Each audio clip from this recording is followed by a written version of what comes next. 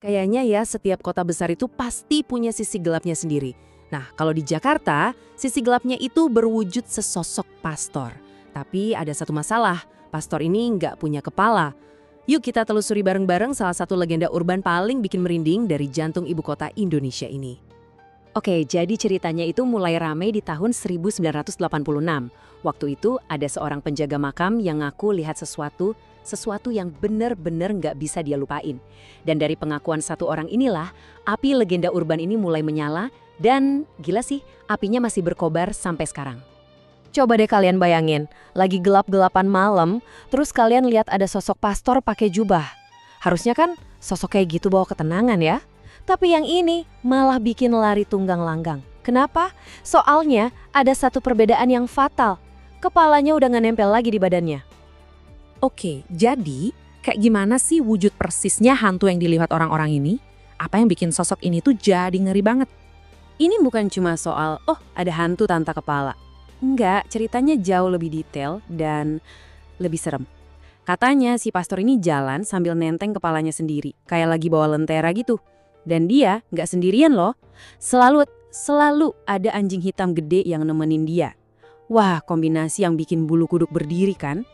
Nah, kalau penampakannya sedetail itu, pasti langsung muncul pertanyaan kan? Di mana sih ini semua kejadiannya? Karena ya gitu, legenda urban yang benar-benar nempel di kepala itu biasanya punya lokasi yang nyata. Dan pusat dari semua cerita ini adalah TPU Jeruk Purut di Jakarta Selatan. Ini bukan lokasi fiktif ya, ini tempat beneran yang bisa kalian datengin. Nah, justru karena lokasinya nyata inilah, ceritanya jadi berasa deket banget, berasa mungkin aja terjadi, dan itu yang bikin warga Jakarta makin berinding. Yang ironisnya tuh gini, kalau kalian datang siang-siang, TPU Jeruk Purut itu sebenarnya pemakaman yang rapi dan terawat banget. Tapi ya, kekuatan cerita dari mulut ke mulut itu emang luar biasa. Legenda hantu tanpa kepala ini udah kadung nempel di reputasinya, ngubah tempat peristirahatan yang damai jadi salah satu tempat paling angker se-Jakarta.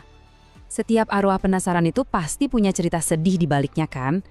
Nah, buat si pastor ini, legendanya malah ngasih kita bukan cuma satu, tapi dua versi asal-usul. Dan dua-duanya sama-sama tragis. Terus apa sih yang sebenarnya bikin dia nggak bisa tenang? Oke, versi pertama bilang dia itu korban salah sasaran di zaman kolonial. Dia dibunuh secara tragis karena disangka musuh. Nah, versi kedua beda lagi. Katanya dia ini arwah yang nyasar, yang lagi nyari makamnya yang asli, yang katanya sih ada di TPU Tanah Kusir. Biarpun ceritanya beda, intinya sama. Ada ketidakadilan besar yang bikin dia, kejebak di dunia ini nggak bisa istirahat dengan tenang. Nah, ini yang bikin ceritanya makin seru. Ternyata ada semacam aturan mainnya loh. Kayak ada ritual nggak tertulis gitu buat orang-orang yang cukup nekat buat ngebuktiin sendiri kebenaran cerita ini. Jadi katanya sih ini bukan pertemuan yang random. Ada 3 syarat yang harus dipenuhi. Pertama, datangnya harus pas malam Jumat. Kedua, jumlah rombongan kalian harus ganjil. Dan ketiga, kalian harus nunggu dan dengerin baik-baik pertanda kedatangannya. Dan pertandanya itu bukan sesuatu yang kalian lihat, tapi sesuatu yang kalian dengar. Jauh sebelum si pastor nongol, katanya sih, keheningan malam itu bakal dipecah sama suara lolongan, suara anjing hitamnya. Ini kayak sound effect penanda gitu ya, yang bikin suasananya jadi sinematik dan makin mencekam pastinya. Oke, ini kan cerita dari tahun 80-an ya. Apa masih relevan sekarang? Apa ceritanya udah mulai pudar gitu aja dimakan waktu? Ternyata jawabannya enggak. Justru sebaliknya, legenda ini terus hidup bahkan berevolusi. Ceritanya udah nggak cuma milik TPU Jeruk Purut lagi. Sekarang banyak laporan penampakan yang katanya terjadi di tempat-tempat lain di Jakarta. Dan TPU Jeruk Purut sendiri, itu udah jadi kayak destinasi wisata uji nyali. Banyak banget orang datang ke sana cuma buat nyari sensasi dan ngetes keberanian mereka. Dan pada akhirnya, disinilah letak kekuatan sejati dari hantu Jeruk Purut. Nggak peduli beneran ada atau enggak, ceritanya itu udah mengakar kuat banget di benak warga Jakarta. Ini bukan lagi sekedar cerita hantu biasa, tapi udah jadi bagian dari folklore urban kota ini. Semacam warisan nggak kelihatan yang serem, tapi sekaligus bikin penasaran.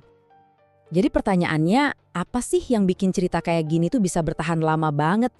Kayaknya ini bukan dari soal bukti deh, tapi lebih ke gimana cerita ini nyentuh sesuatu yang paling dasar di dalam diri kita.